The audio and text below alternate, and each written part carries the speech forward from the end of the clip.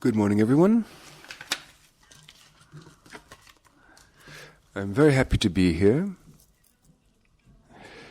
and very happy also to find a former student of mine. Clément reminded me that he was my student 10 years ago at Sciences Po. So I'm very happy to be here because the subject that you proposed to me allowed me to connect different fields in which I've been working and that I had not seen the link before. So thank you very much for giving me this opportunity. This opportunity to take the time. This is a place where we take our time. So I'm happy to be able to think about this subject. I teach at University Paris 8, Paris Lumières. I teach law, and I've been specialized for many years in environmental law. And through my life experiences, I became interested in the subject of common goods, with a colloquium in 2012 with a colleague of mine at the university, and then later with a wonderful book called the Dictionary of Common Goods that I was able to contribute to. This theme of common goods is a recent subject in law. Economists have been studying it for many years, especially since Elinor Rostrom started writing. But from a legal perspective, it's a much newer subject, and it's interesting to try to bring together legal and economic views. I also work on corporate social responsibility. And so this subject allows me to bring together these different themes, common goods, and the role and responsibility of corporations faced with the major challenges we're facing, economic, social, environmental. My focus has long been on environmental challenges. And our question today is, how can companies contribute to the common good and common goods? Now,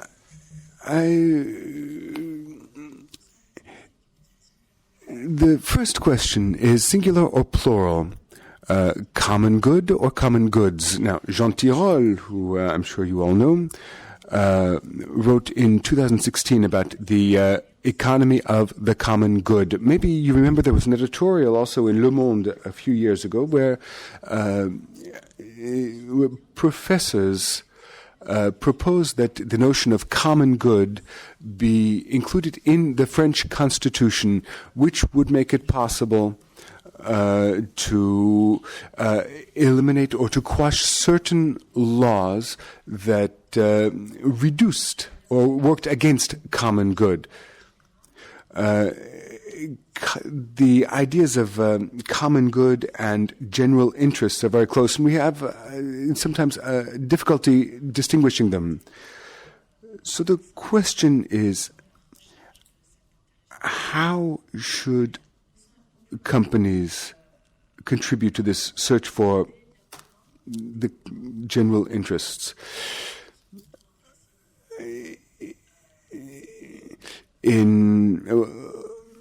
Environmentalists talk about common good or common goods. Economists often talk about common goods. Legal scholars talk about the commons.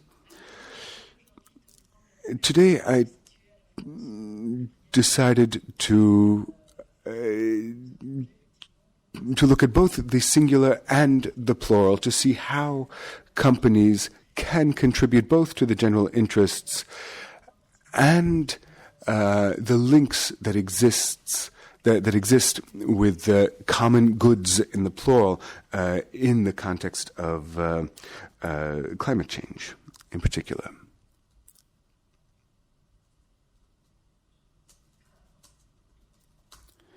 I can't change the slide.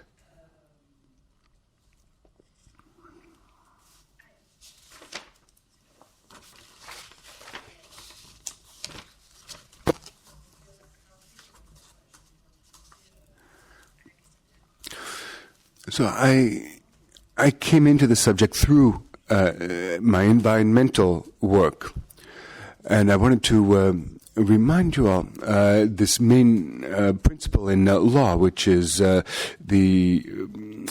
principle of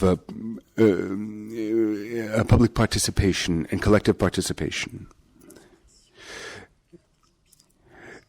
This regards expressing opinions on different subjects as we try to build environmental law. And we should recall the necessity to distinguish between the commons and common goods, because the initialization of the commons is economic, that has a very specific meaning. Today, jurists are thinking of how the legal system can work with this concept of common goods to protect certain resources. We often have different vocabulary because economists and legal scholars do not have the same language. So economists would talk about mode of governance. We, from the law, will talk more about removing resources, etc. But we're talking about the same things in the end, just with different words. Now, I'll come back to the idea of common goods, and then I'd like to think about how we can measure corporate environmental performance. If companies are going to work to enhance the common good and common goods through an environmental approach, how can we measure this environmental performance? It's a complex subject indeed. And then I'd like to see how the legal system addresses this theme in terms of both soft law and hard law. We've seen in recent years CSR has become much more common and is changing considerably today. And finally, we'll talk about governance. The idea of governance comes back to your concern for green accounting, because it's one of the main pillars of green accounting. How can the legal system try to approach common goods? The work of Rostrom points to three pillars that are necessary to describe a situation of common goods. The first pillar is resources. She worked a lot on territorial commons. The second pillar is the community linked to the particular resource. We have to see this community under different angles. When she was talking about fisheries, for example, all the fishermen who worked with the fishery created this community. But we could think whether fishermen who were outside of this fishery community could fish the same waters. Were they part of the community, even if they were not part of the fishery? So can we, for example, think of humanity as a whole as a community? What about future generations? Are they members of this community? And this third pillar is methods of governance of these resources by the community. And Rostrom talks about the existence of a mode of governance between the resource itself and the community. Today, for some goods that can be considered resources, and resources for which we can see a community, the for Ostrom, if there is no community attached to, for Elinor Ostrom, if there's no community attached to these resources, then it's difficult to identify these resources as common goods. When we look at this under a legal angle, we can ask what are the public or the collective interests to be defended. What in this can be attractive for the legal system? How can it be used to protect certain resources? Maybe you know Judith Rochfeld, who's a professor at the Sorbonne, and she's one of the researchers who's worked the most on this subject of common goods, and she worked on the dictionary of common goods, for example. She recently led a research program on a justice research program that will be released shortly, and that will try to find a more specific definition of common goods. So she takes really a concrete view to see how we can approach the subject of common goods. She distinguishes four assumptions, four hypotheses where the commons could be used to defend an interest, a particular interest. The first, the need to organize shared use of the resource.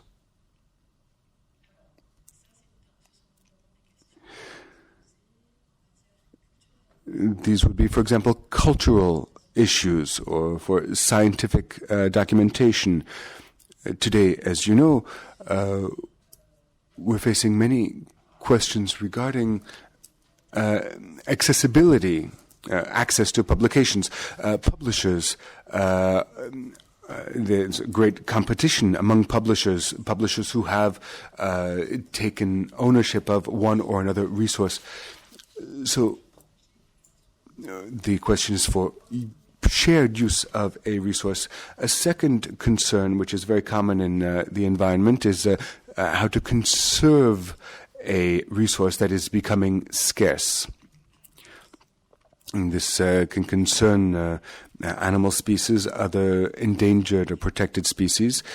The objective of passing resources on to future generations.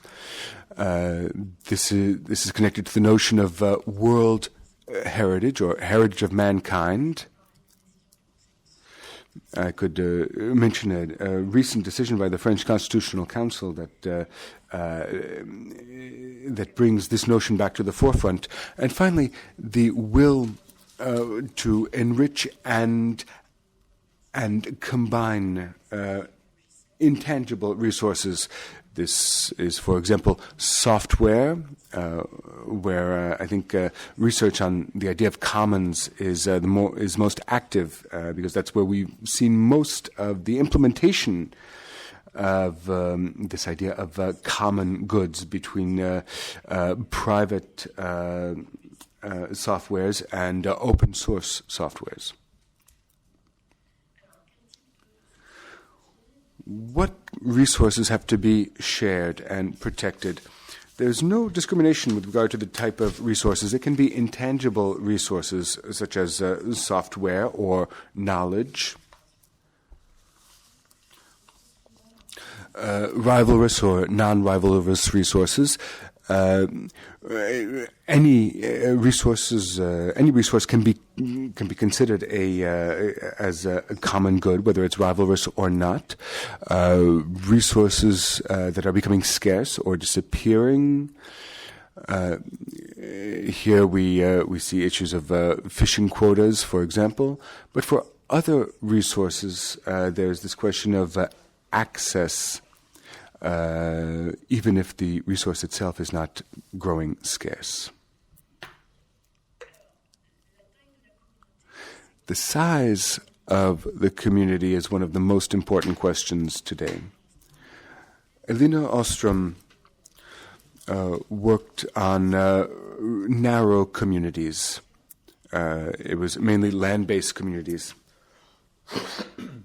But today, when we see the major environmental issues, the question deals rather with the broader communities, very broad communities, mankind as a whole, for example, as well as future generations.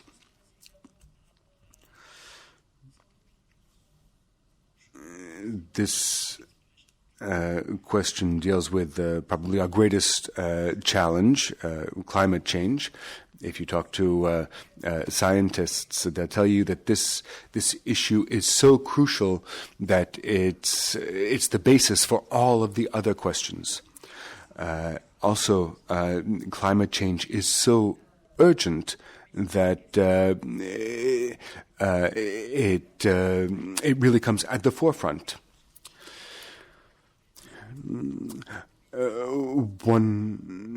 Another example that I would never have thought of before, think of pandemics, and including COVID-19. In the media, you've all seen the debate on whether a vaccine for COVID-19 should be a common good, accessible to everyone. If you've followed this subject, then you've seen very firm discussions among states that have started to order vaccines, a number of doses for their citizens, laboratories who are working together to advance more quickly, and then also at the European Union. This subject has inspired virulent debate to see if a vaccine should be considered, or if this status of public or common good should be imposed, because a patent, a private patent, could prevent access for certain parts of the world's population. If we look at the European level, and if we look at the European population, perhaps vaccines will be accessible. But if the pandemic continues in Asia and Africa and other parts of the world, then it will come back to Europe, even if cases drop off. We cannot close off continents because of the porosity of borders.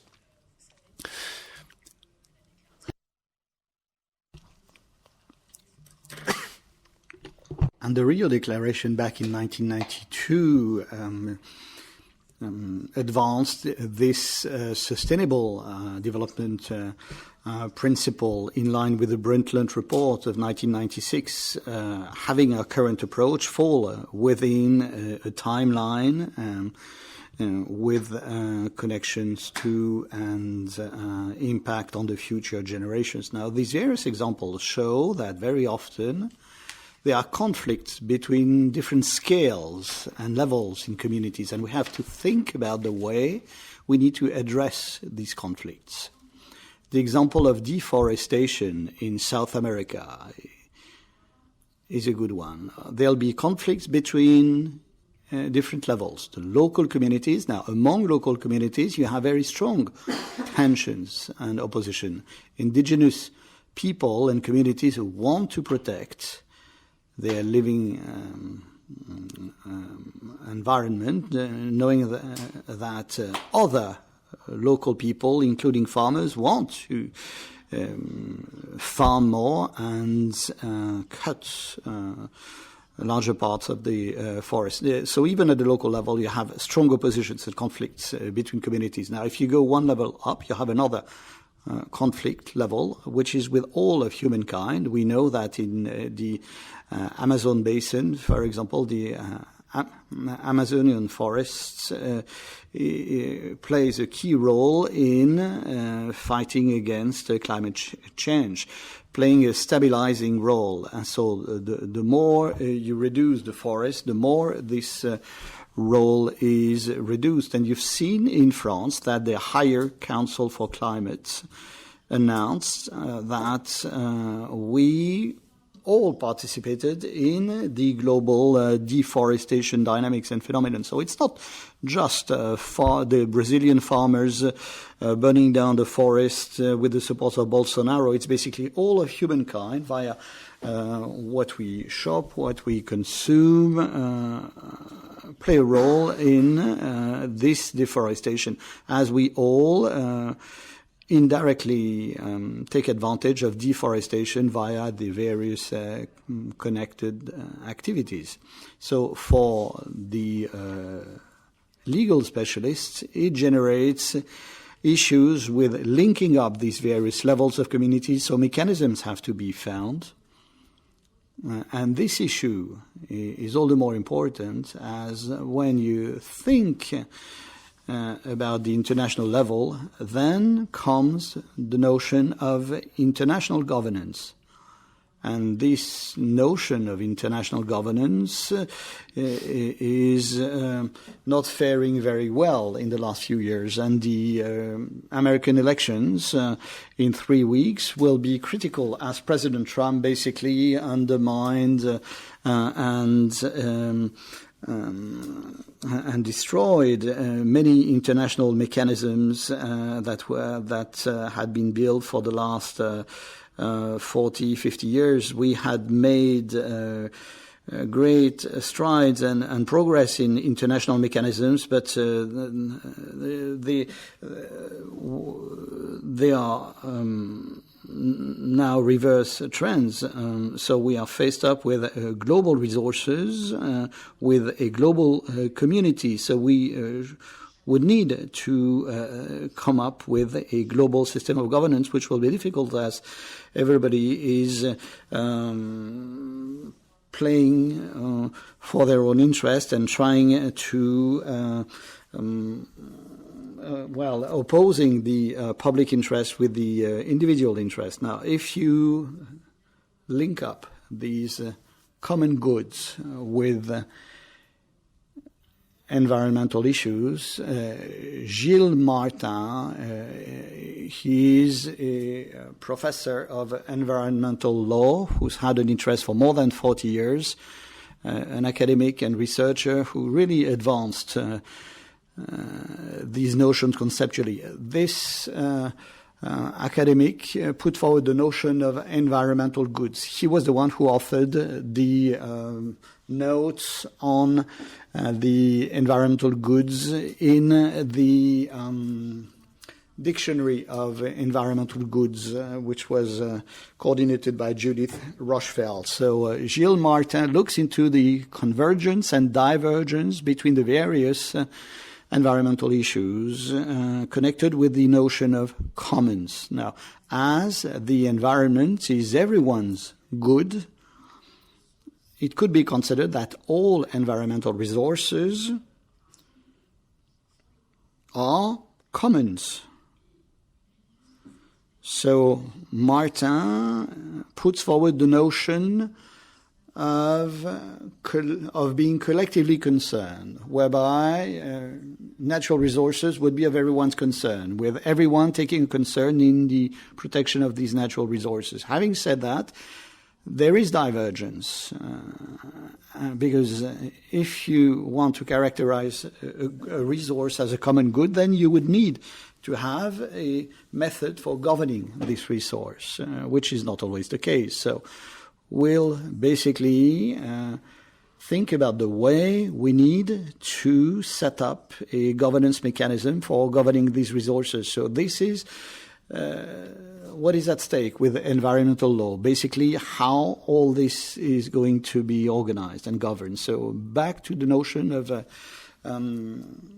the common heritage of humankind, which was a notion which was coined in the 1990s, which was taken up in a number of books and publications. And this notion has someone lost interest in the last few years with the notion of the common global good, whether the climate is a common global good. And when you look into the notion of fighting against COVID-19 and the vaccine, we might think that the vaccine would be a global common good. Now, the French Constitutional Court on the 31st of January 2020 basically referred back to the Environmental Charter from 2005, saying that the environment is the common heritage of the French nation, and the French Constitutional Court saying that the environment is the common heritage for whole humankind. And the notion that the environment would be the common heritage of humankind is basically is made a constitutional goal. And it's the first time that it is characterized that protecting the environment is a goal which is fit to be included into the Constitution, and characterizing this way made it possible to connect it with freedom of enterprise. There's in France an organization called the Association of Manufacturers of Pesticides, whatever the name is, which has been a very active organization. And this organization was active back in 2015, carrying a motion to the French Constitutional Court to combat a law which basically provided that food containers should no longer be manufactured and exported when there would be some bisphenol A components. It's been qualified as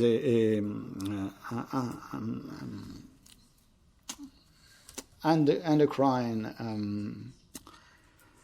disruptor, and this notion was put forward for France and for the international arena. So this association basically considered that the French lawmakers should not take into consideration the protection of health in foreign countries, where the lawmakers in those foreign countries did not provide for the fact that bisphenol A was a component in such products. So we are okay that you prohibit products with bisphenol A in French products, but it makes no sense that you should prohibit us to export bisphenol A components to other countries. It is the initiative of those countries to protect against those. And back in 2015, the French Constitutional Council, in fact, considered that food products with bisphenol A could be exported. So the situation was the same. It was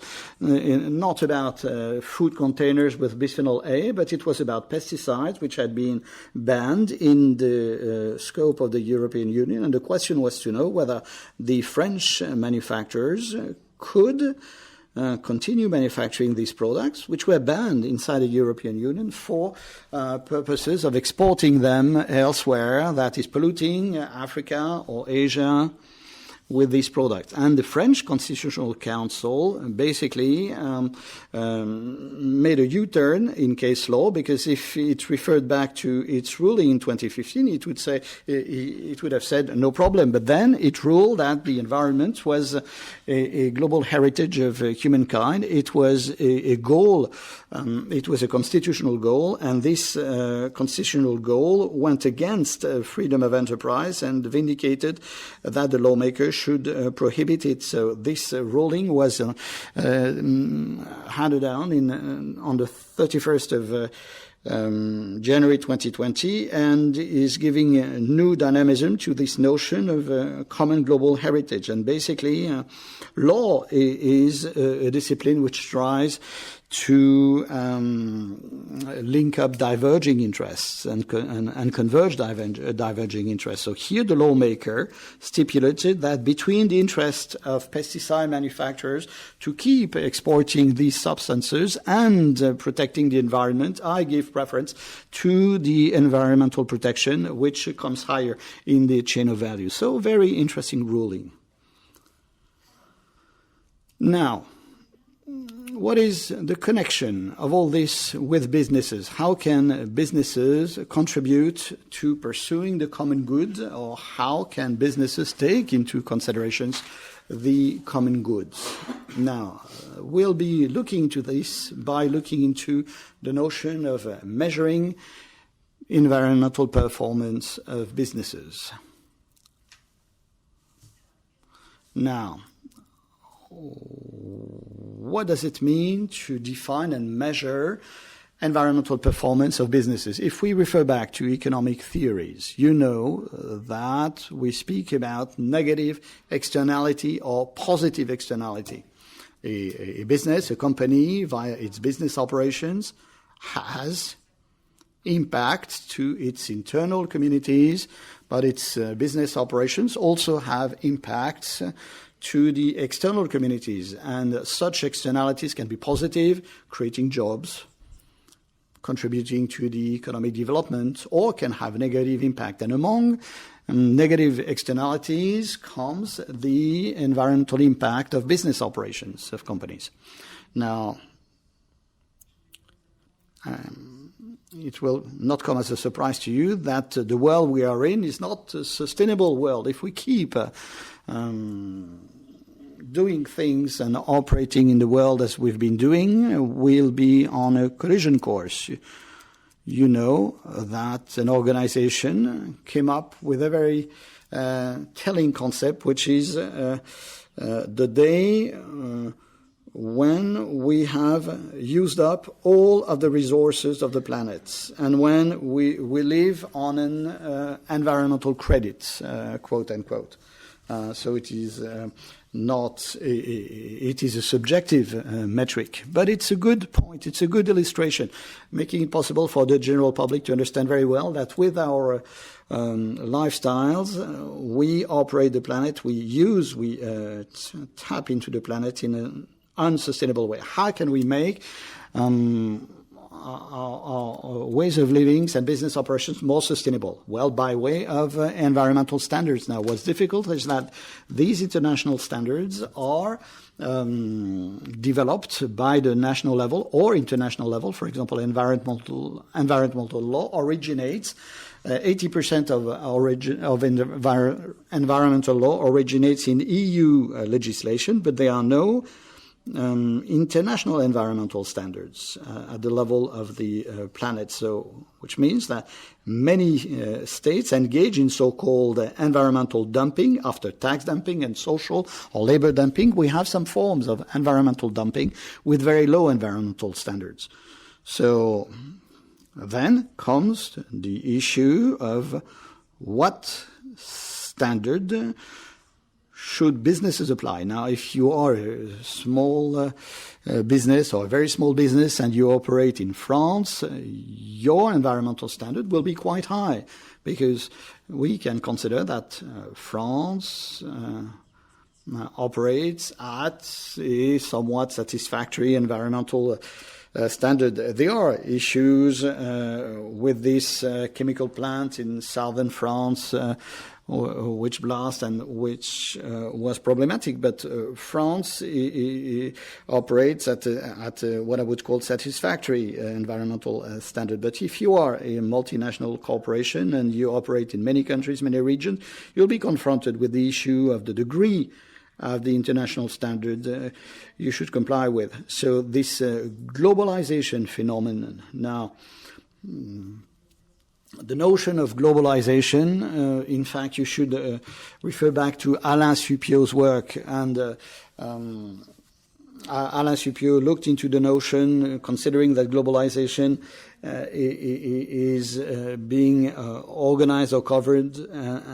And this notion of globalization raises the issue of the level of environmental performance and standards which businesses should comply with. And the next question is the linkage between the role to be played by the government and the role to be played by businesses with respect to selecting the environmental standards to be applied, or selecting the international standards to be imposed on businesses. If I take a company which is a world leader in the beauty industry, it being a French company, it has to comply with French law, but when it operates in Asia, in Africa, or in South America, which should be the environmental standards applicable? Either this multinational corporations chooses to select higher standards than the one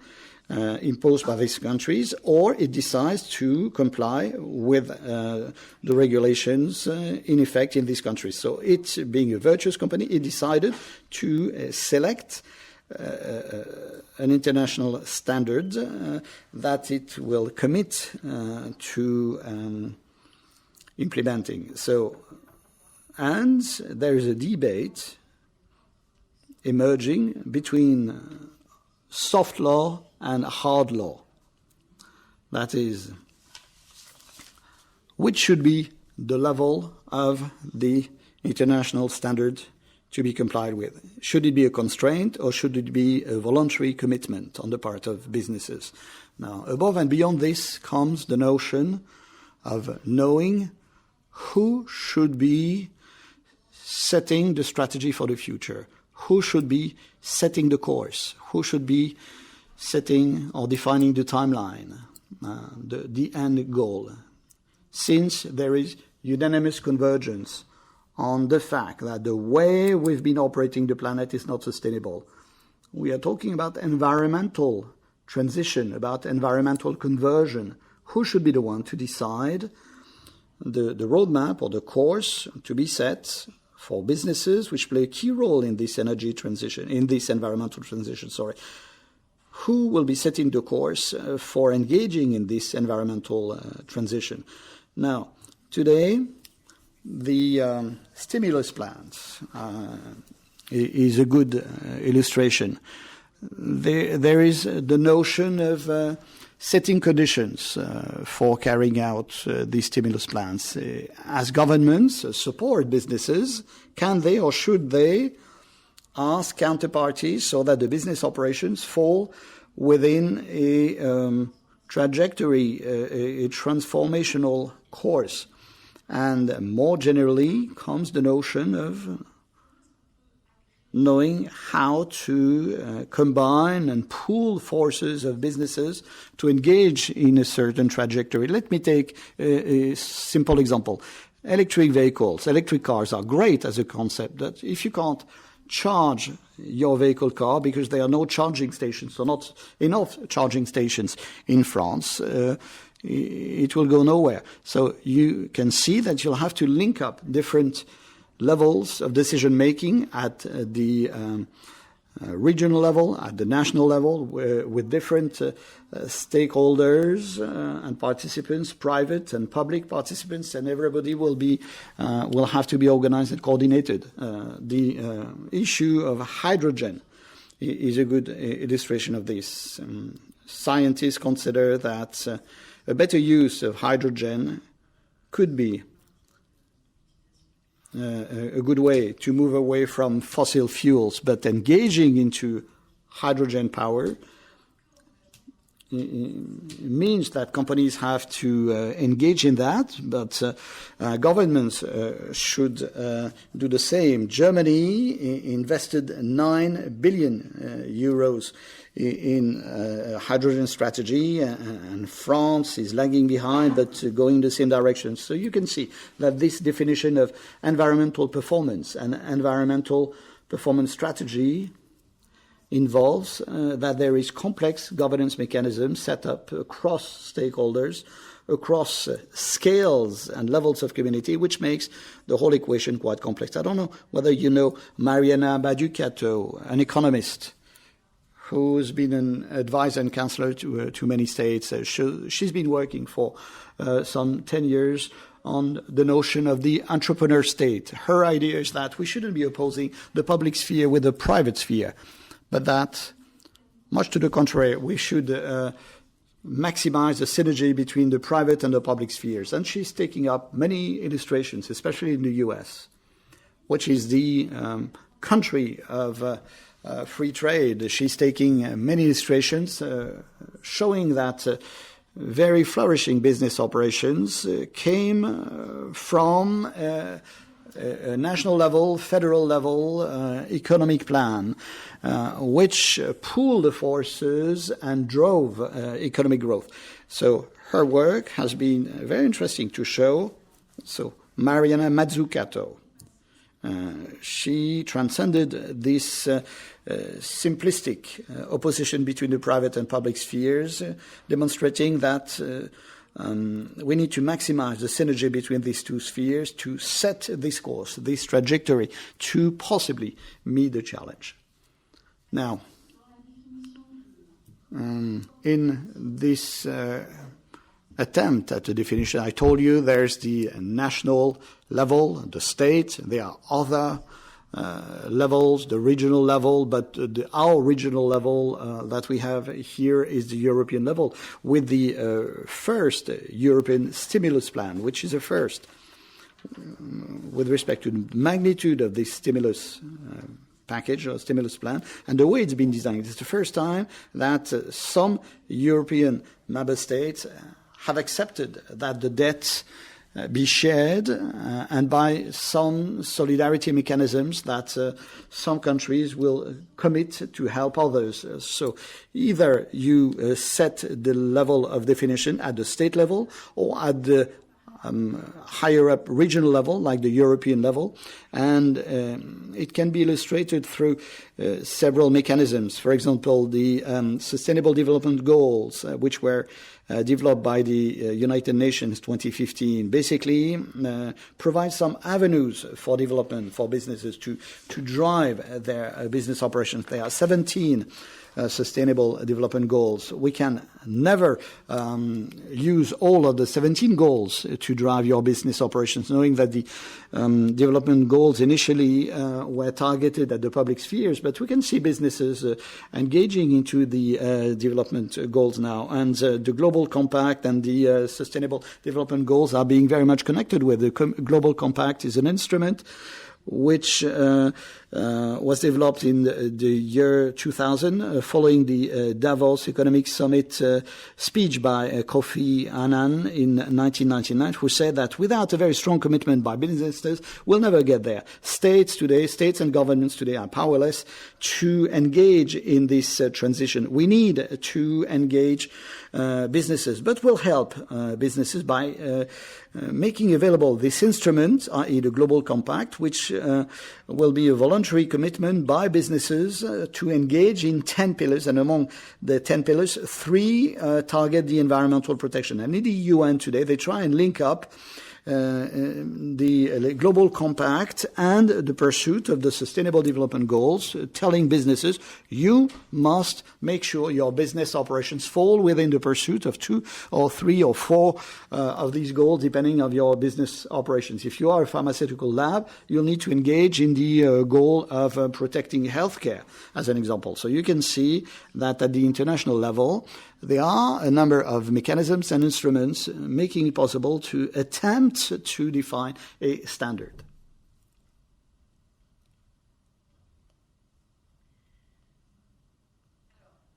Now, attempting to define a standard, quote unquote, fine. But now you need to be aware that this issue is so complex at the scientific level that addressing the issue will be very complicated. I know that the notion of triple capital accounting is a notion which is on your table. How to apprehend the scientific complication of issues so that they can be addressed, I wouldn't say in a perfect way, but in a satisfactory way with respect to business operations. Let me take the notion of carbon or carbon accounting.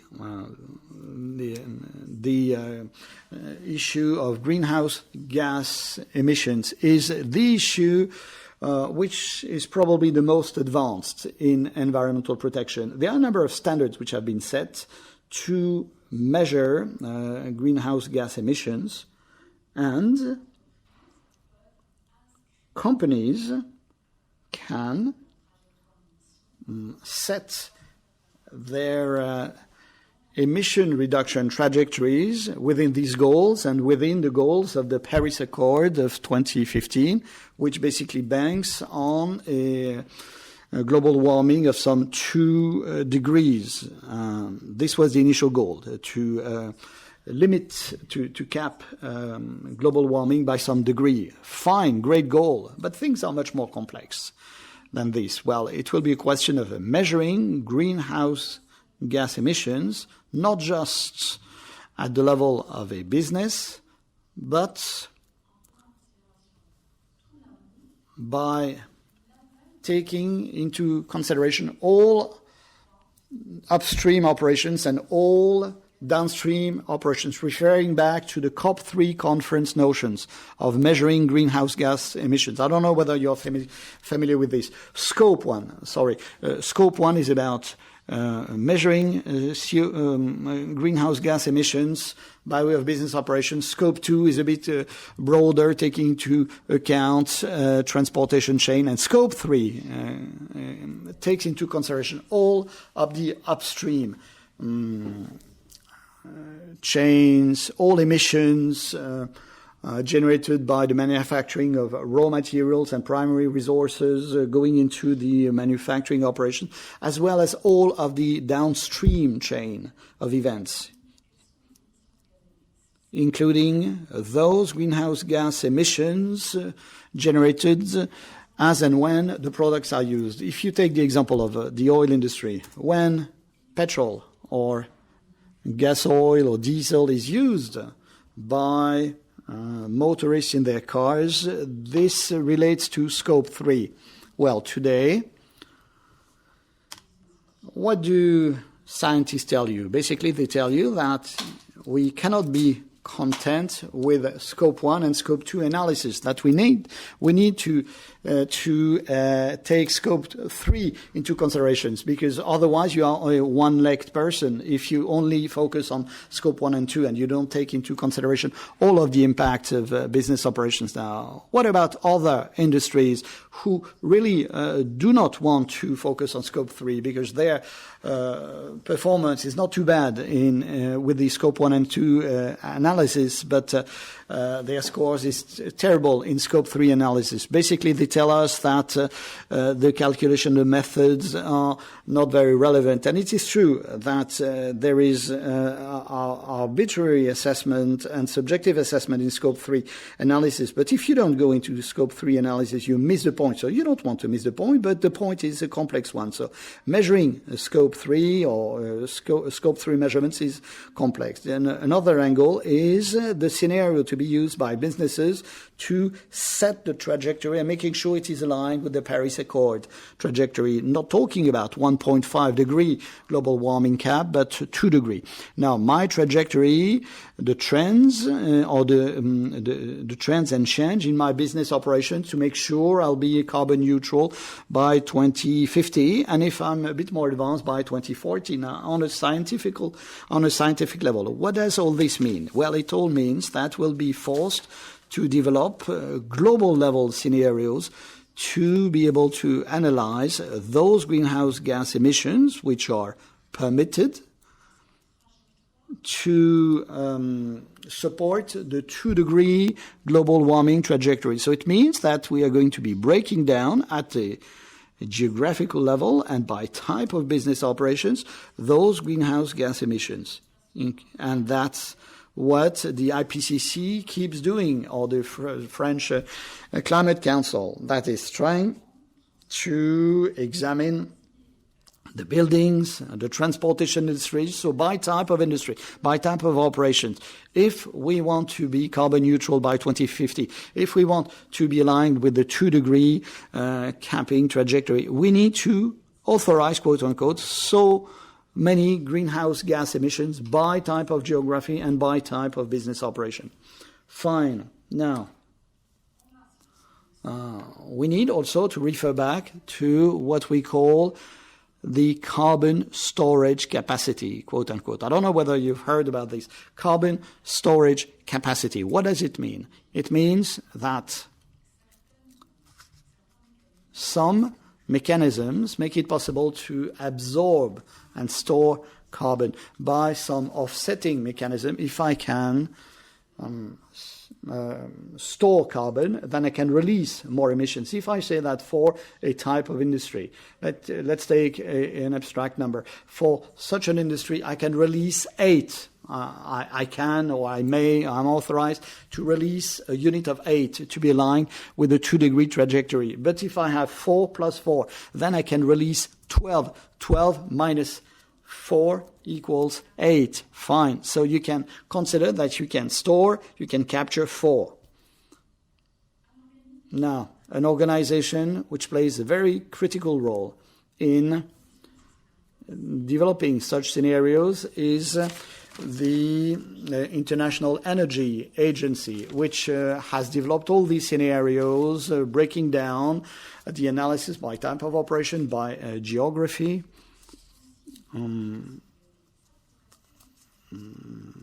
stipulating what greenhouse emission scenarios are possible to stay under the 2-degree trajectory. If you listen to Jean-Marc Giacometti and the people from Shift, they will tell you that these scenarios are totally have been totally perverted because they are based on the so-called storage carbon capacity, which is totally theoretical and hypothetical, including natural resources. You plant trees, fine, but this has very little impact. The rest would be the so-called carbon sinks.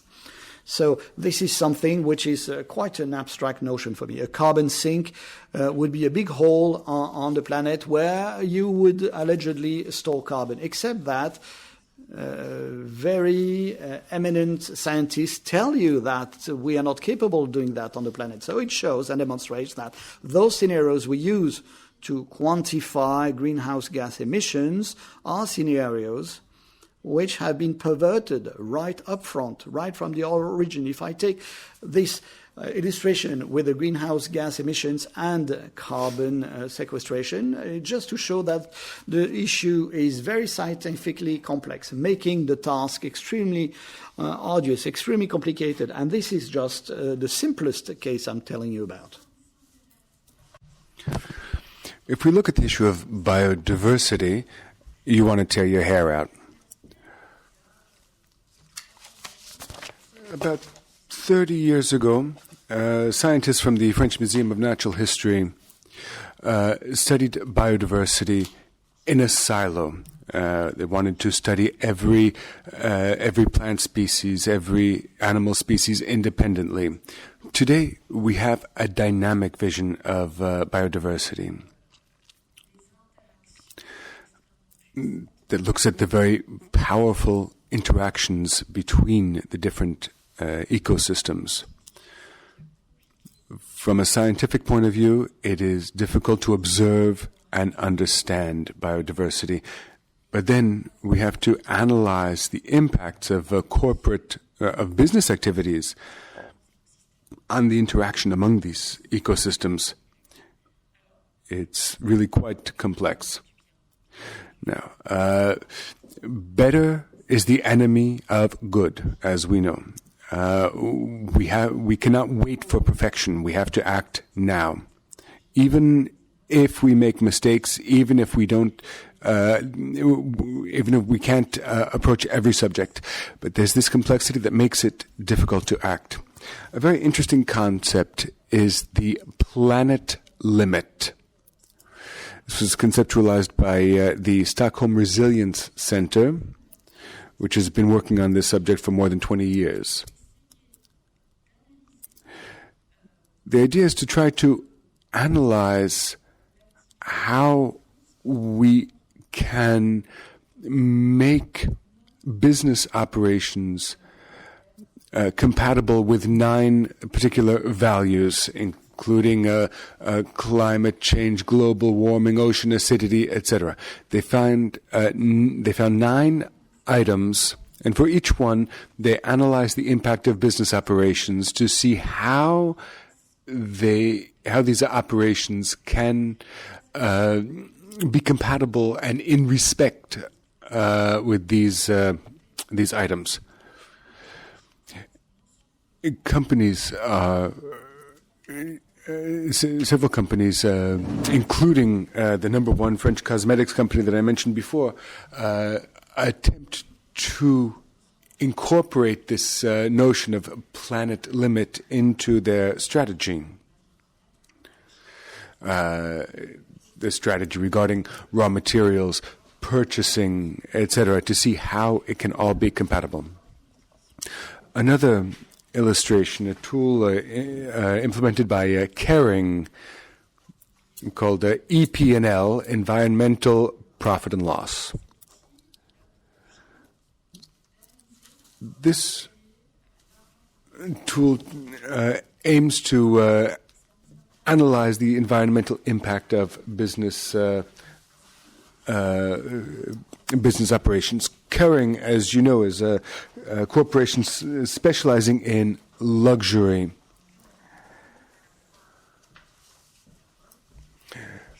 Including fashion, jewelry.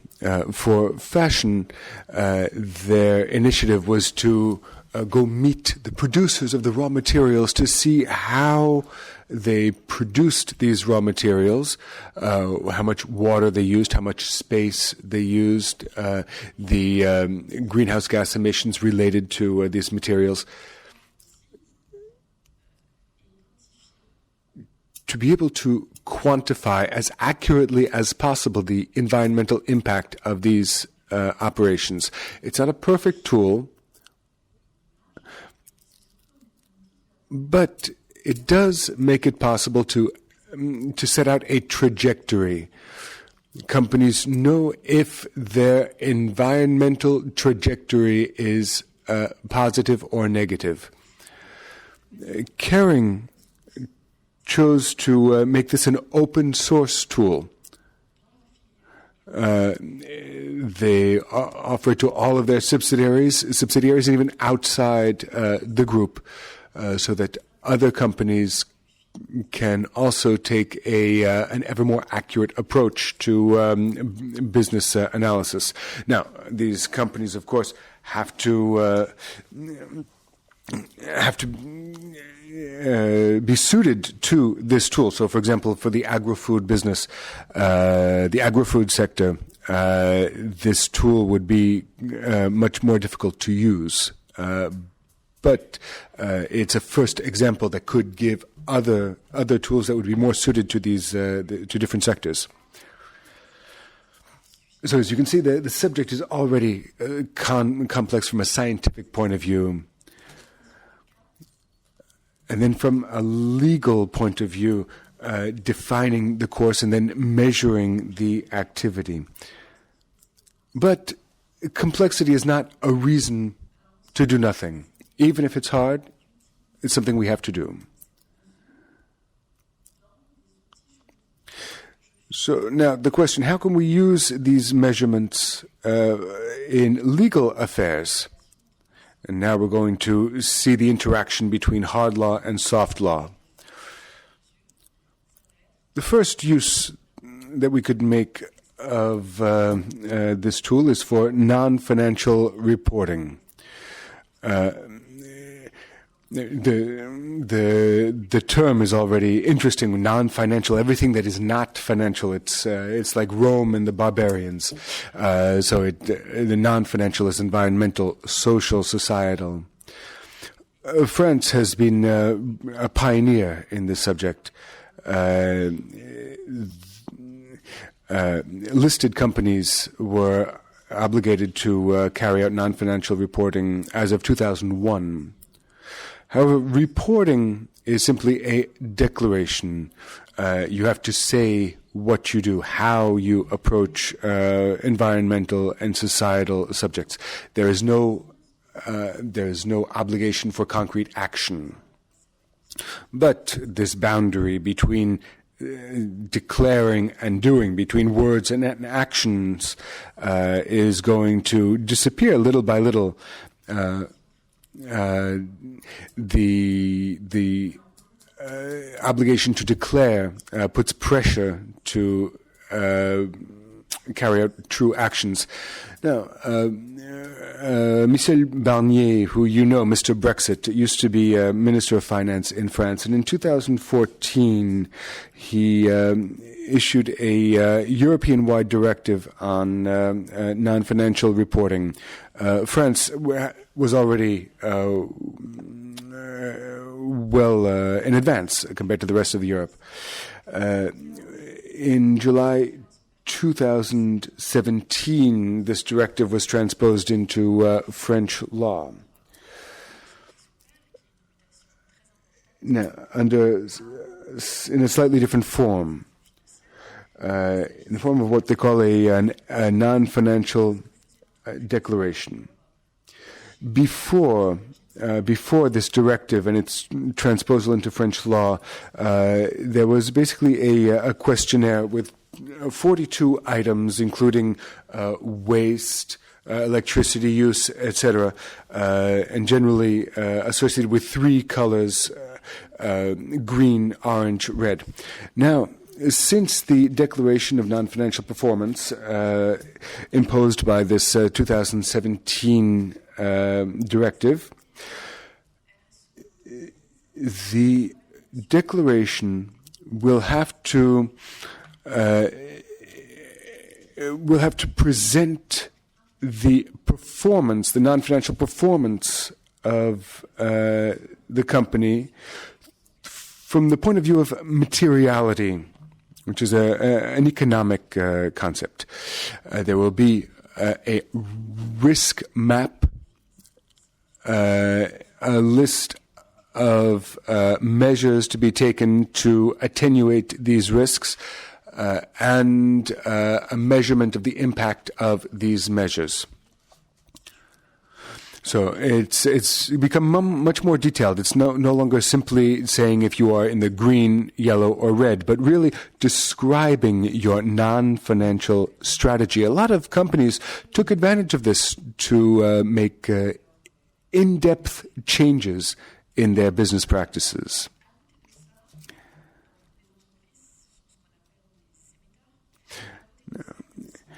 Now, businesses themselves are emitters, but we can also look at investors. As you know, our economy is basically a shareholding model where companies are considered basically the property of shareholders, and the company is required to work to increase its value for the benefit of shareholders. I think today we're starting to move against this shareholding model and focusing more on stakeholders. Stakeholders being those who work in the companies, but also outside the companies. It can be employees, local residents, customers, etc., and it gets broader and broader. Among these stakeholders, it's hard to find the role of stakeholders, of shareholders. So it's very important to analyze investment strategies with regard to major social and environmental challenges. This has been done in France since 2015, and the law on the social and environmental law of 2015, whose Article 173 obligates investors to describe their initiative, their strategy in terms of the environment and social challenges. This inspired the Disclosure Agreement in 2019, which is part of the durable finance package announced in 2018.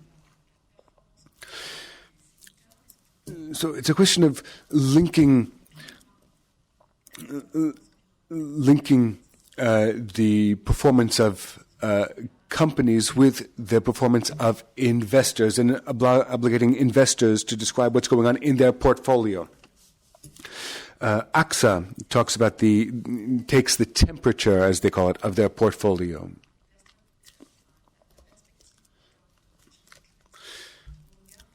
They look at climate change through the prism of the companies in their portfolio. And the result is very frightening.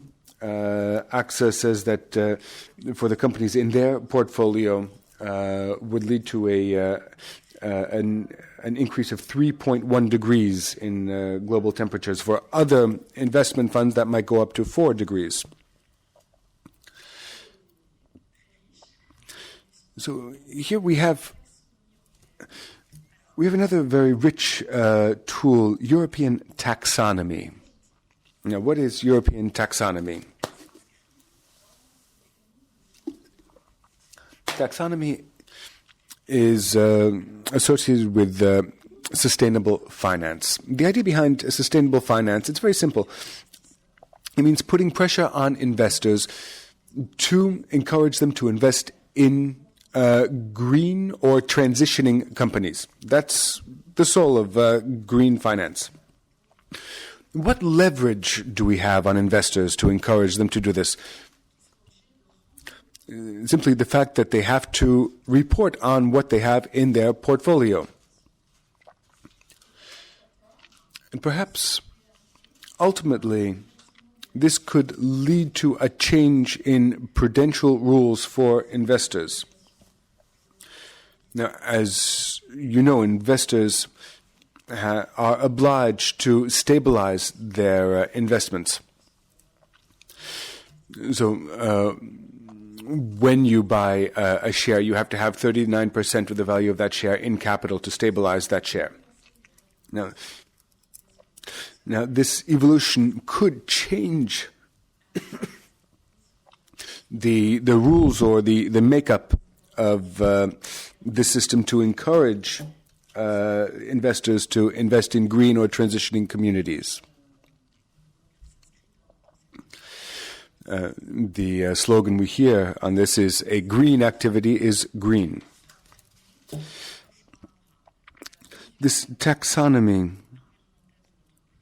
helps us to create an interaction between the environmental performance of businesses and the environmental performance of investors, because the two reflect each other.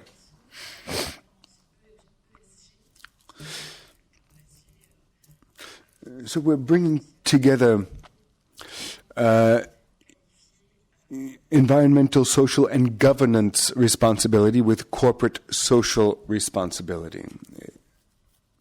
Basically, the traditional CSR is evolving into ESG.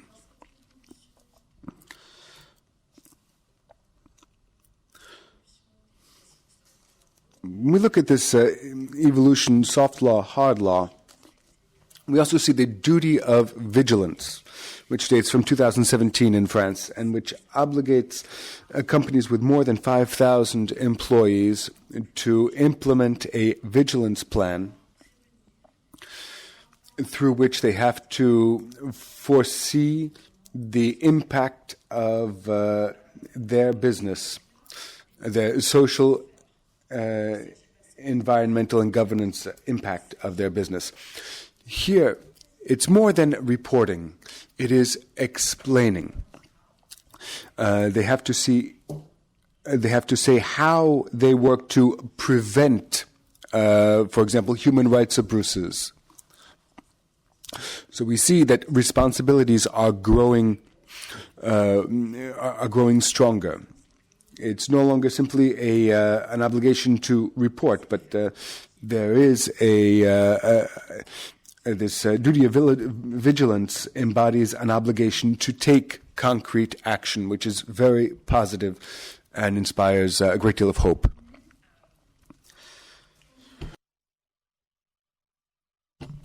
To conclude, what kind of governance do we want? how can we encourage these responsibilities? What are the different mechanisms that can be implemented to promote these interests? The Pact Law, adopted in May 2019, was very important because it modified Article 1833 of the Civil Code, which originally said that companies were responsible to their investors, to their shareholders. It included the idea of the general interest in corporate activity. So companies no longer need simply to analyze the impact on themselves, but they must also analyze the impact that they may cause. This impact among stakeholders. So we have this new idea of stakeholders. Little by little, we've seen stakeholder committees being implemented in corporate boards, defending the interests of NGOs, consumers, environmental interests.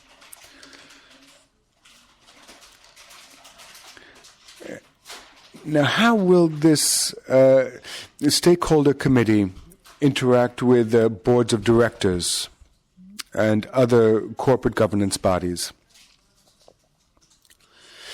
The French Association of Corporate Directors is supposed to submit a report on this subject very shortly, on this interaction between stakeholder committees and management bodies. And finally, looking ahead on how to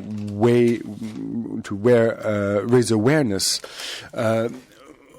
should there, perhaps in the future, there should be CSR committees or sustainable development committees within the board of directors. Now, this is not necessarily the case, and there are those who argue against having an ad hoc committee, but in my opinion, until we arrive at the utopia of having this CSR committee within the board of directors, perhaps an ad hoc committee would be an advantage. Finally, the raison d'être.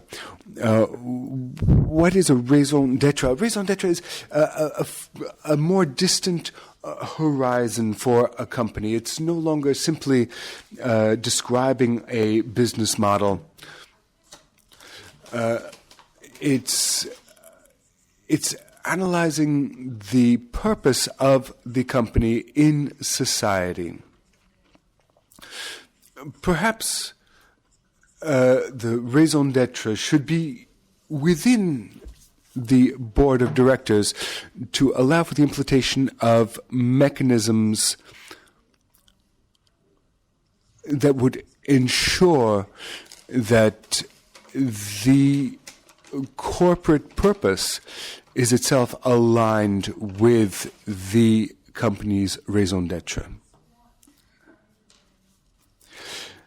And this brings me to my conclusion with the triple capital accounting. You go even further, including the non-financial within the financial statements. And that's what we will be talking about together. Thank you very much.